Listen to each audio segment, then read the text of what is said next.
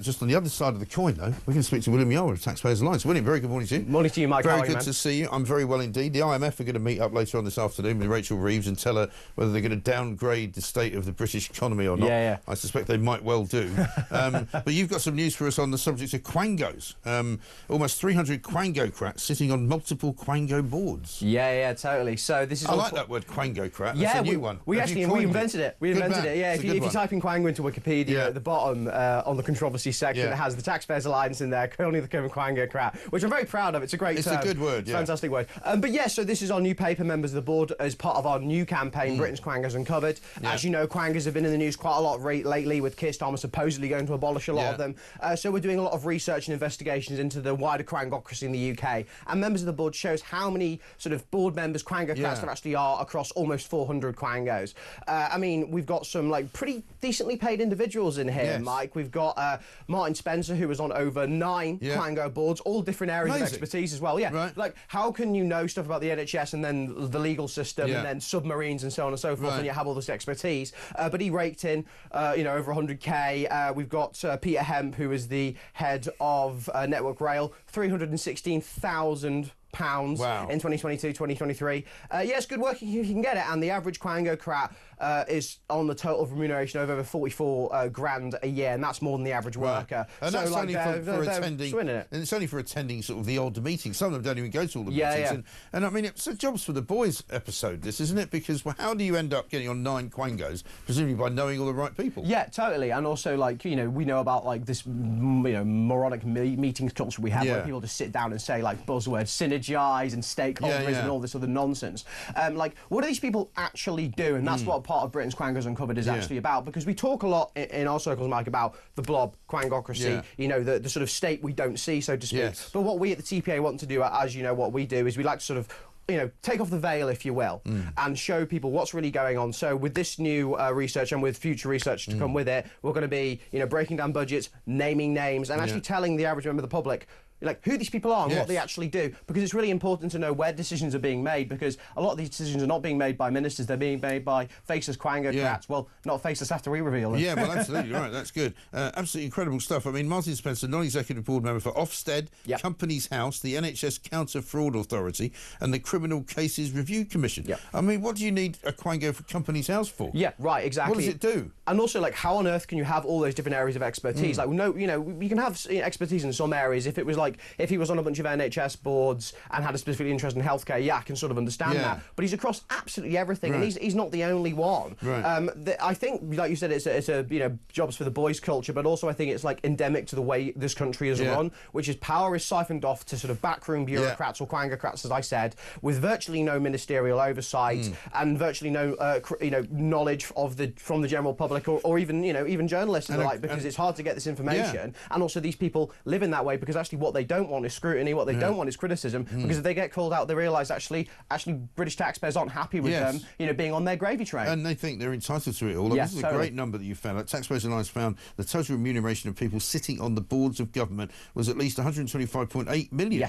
And that's in 22-23. There's probably even more now. Pat McFadden, of course, like all government ministers, says we're going to get rid of the quangos. But every time they say that, suddenly more quangos suddenly grow up, don't they? Totally. I don't buy it at all, Mike, at all. I'll be frank with you on this one. I don't care that they've abolished NHS England, the world's biggest quango. What they're going to do is just shuffle people around. Well, they haven't really abolished it. They've just said it doesn't exist. But it still does exist. It still does exist. And a lot of people will just move back to the Department of Health and Social Care or get reshuffled. I mean, the issue with Starmer saying that they're going to do a bonfire of quangos is not just they've settled loads. You've got GB Energy, which isn't going to, produce any energy. The Office of Allocation Money, which isn't going to raise any money, Run by one bloke. A German called Jürgen.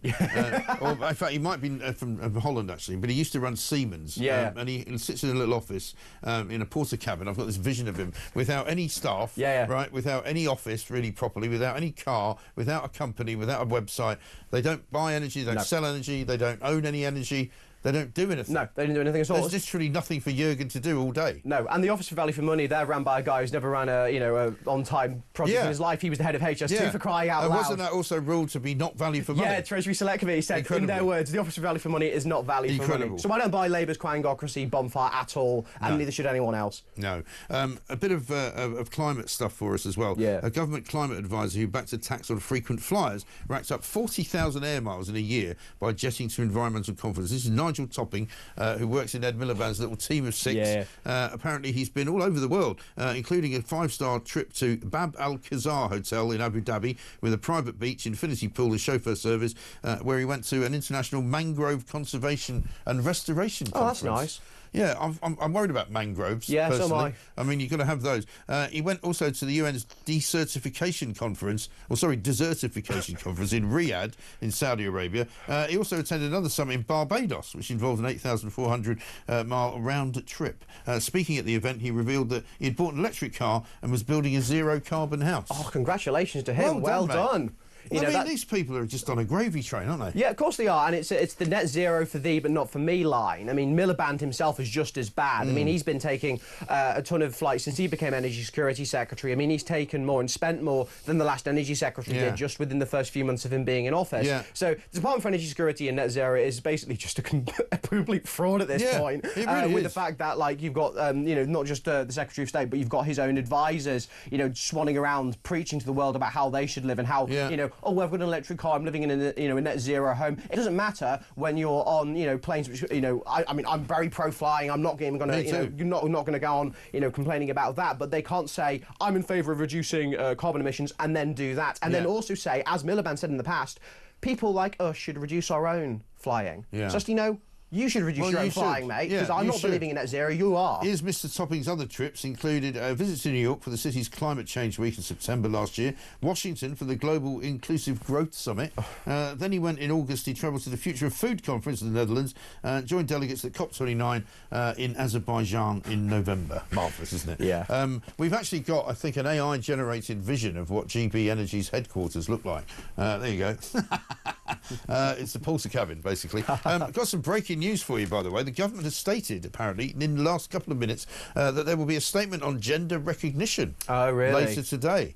Well, I mean, there may well be a statement on gender recognition. Surely the law is the law. I mean, Keir Starmer is a great believer in the law. Yeah, he loves the rule of law. Surely he's not going to go against what the Supreme Court have ordered the law to be. Well, let's hope not, but Keir Starmer's not been exactly very crystal clear on what his opinions are on this issue. Neither various cabinet ministers. I think I was just saying to you earlier, the Education Secretary's statement annoyed me the most, actually, because she was talking about how Labour have always believed in, women-only spaces and making safe spaces for women. And I'm thinking, no, you don't. No, you haven't at all. You can provide us, we did it, actually, last week. We could provide a statement from many Labour cabinet ministers, including David Lammy, and including, of course, Yvette Cooper and loads of other, Rachel Reeves, I think, as well, who all said, trans women are women.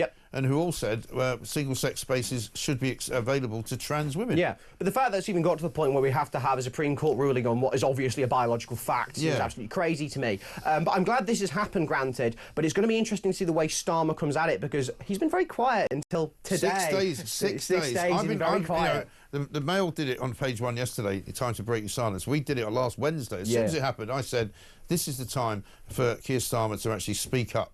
I said it on Jeremy Kyle's show the very afternoon that the ruling came out, and he still hasn't said anything. So it'll be fascinating to see what he thinks he's going to say about this. Yeah, I think he's worried about what the response will be from his own base, I think, because a lot of Labour Party apparatchiks and members are obviously mentally bought into this gender critical, gender ideology nonsense. While the average member of the public obviously isn't. I mean, the average member of the public doesn't recognise the idea that, if you are born biologically male, that you can suddenly, with a few, lines on a piece of paper, suddenly become a woman. I've got a certificate. Yes, really? But what does that even mean? That doesn't mean anything. So, yeah, I'm glad the Supreme Court has done this. But again, Supreme Court's another quango. It should have never gotten this far. And, it's basically a vindication of everything, people on the, the pro-woman side, I think the pro-woman, actual feminist side have been saying for a very long time. But I don't think the trans lobby is going to take this lying down. I mean, you saw the protest over the weekend. Oh, yeah. They're not taking this lying down. Well, no, they're saying they're going to be protesting up and down the country. They're worse than the Free Palestine lot. Yeah, oh God. So we'll have Free Palestine. Well, they're all the same, aren't they? Yeah, we've got the interchange. We've just up all's gone now, so now we've got the Free Palestinian people, and now we've got the trans lobby. Great. Oh, no. Great fun. Summer's going to be interesting. Yeah, it is. William Yarwood, for the Taxpayers Alliance. Great to see you. Thank you very much indeed.